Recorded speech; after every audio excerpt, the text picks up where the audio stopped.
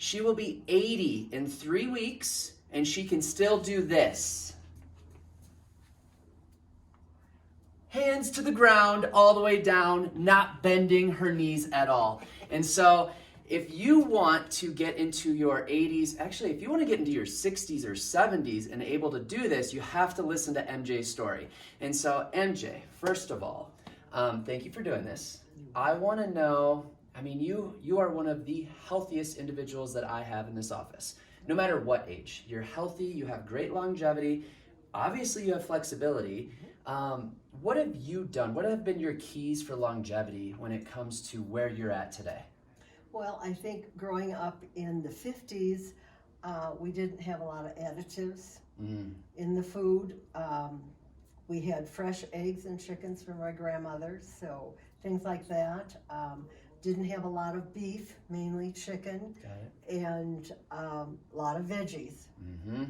And I have continued to try and eat healthy. Yeah. You know, in the mornings I have a organic granola with milk and fresh fruit, and one thing I have not given up though is my chocolate. That's okay. So 80-20 rule, right? 80% of the time, Yeah. live a healthy lifestyle. 20% of the time, you need to fill those vices. Yeah. How about other lifestyle things as far as exercise or movement, or even just, you know, emotional, mental kind of stuff that you've done? Well, I don't do a lot of exercise, walking and things like that. Growing up and through my 60s and part of my 70s, I did a lot of dancing. Which is exercise. So I think that, you know, that did help me. Yeah. I do, you know, the neck things and the shoulder things and things, stuff like that. Yeah. To limber me up. I worked on a computer a lot. Right on. And the chiropractor I think that I was going to at that point in time, probably 20 years ago, told me to do that to loosen it up. And one time I bent over after I did it and my spine clicked. So I continued to do that over the years. Yeah, so a couple of key things that MJ hit on is, number one, just remember that any movement is good movement. So it doesn't have to be going on walks or runs or going to the gym. It can actually be dancing, which is great for cardio and musculature, flexibility, balance. Another thing is, how long have you been going to the chiropractor in all? On and off, probably, I'd say a good 20 years. Okay, so 20 years, you're feeling good, you're healthy. Why do you continue to go if you feel good and you're healthy? To keep feeling good and healthy. Duh. Like, MJ's a smart young woman. She knows to do the things that continue to make her healthy. But I think overall, you are doing so much better than most people half your age, I would say, or even younger than that. So kudos to you. I think moral of the story is, what MJ's saying is, put good things into your body. It's not rocket science. I think that's the biggest thing.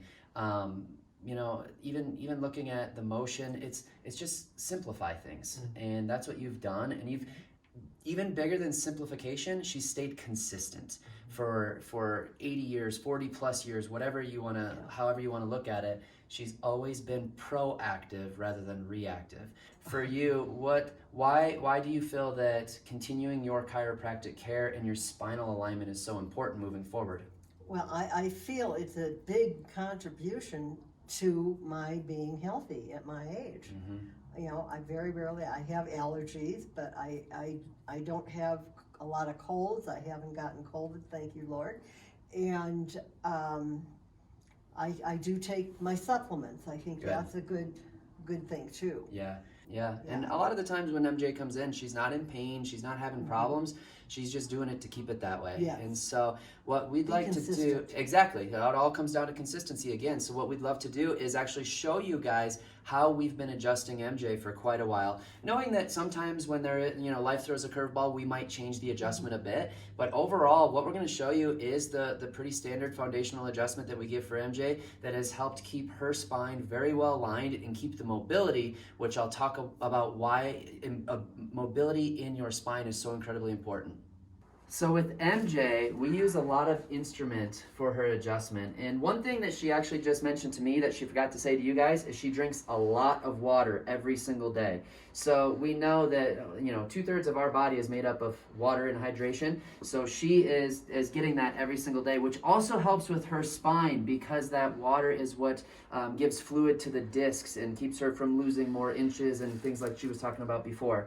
So the bottom line is how our body is hardwired for all of us is your brain is like the central computer chip, and that's what tells your body exactly what to do and how to do it. So for all things function, for your organs to function properly, for your muscles to function properly, your brain communicates.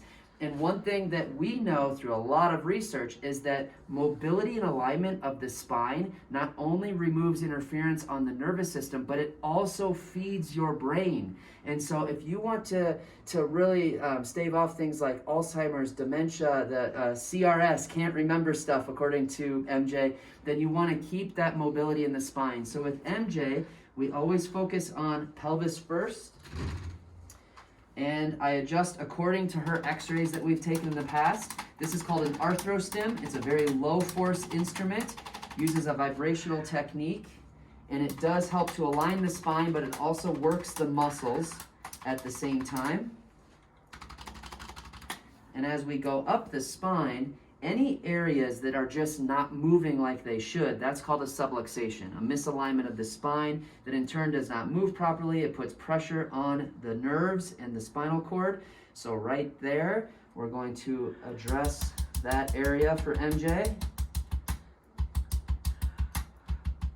and just restore that proper motion in the joint and in the spine.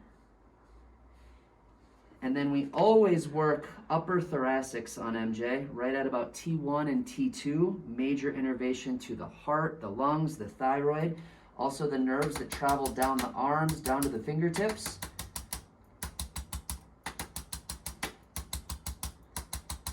And with anybody with osteoporosis, this is a great technique because it is very non-invasive. And then for her cervical spine, we use what's called an activator. It's a little clicker. And on her atlas, the very first bone in the spine, C1, on her left side, it's much more prominent on the left than on the right, which again shows me where the misalignment is. So we come there and we just do a quick click. Again, very non-invasive. Doesn't look like we're doing much, but that's the beauty of the spine. It doesn't need much, it just needs specificity. It wants what it wants. And then down low at C5. Good. And then the last thing I'm going to have MJ do is sit up facing toward the chair there. With MJ, we like to end with working these upper traps and the musculature here. Left shoulder is still doing that.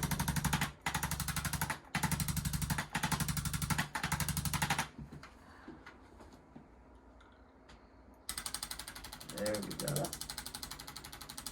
And then for years with MJ, we've also been working her elbows and wrists just to keep that mobility, keep away carpal tunnel and lack of range of motion. Good.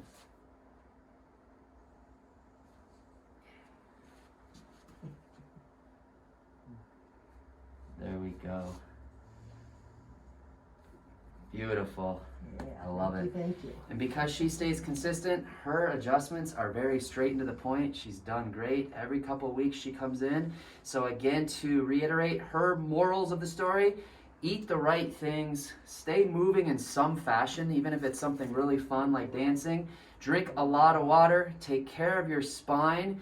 And for her, I'm going to throw one in that she didn't mention, but just be a good, happy person. She comes in every 2 weeks and she's like a little ray of sunshine. She brings a smile to all of our faces. She is amazing. And thank you so much for helping us out today. Thank you. Everybody give her a big thumbs up, okay? Thank you, thank you. Awesome. Appreciate your service. You're great. Good job. You did it. You're a movie star. Yippee!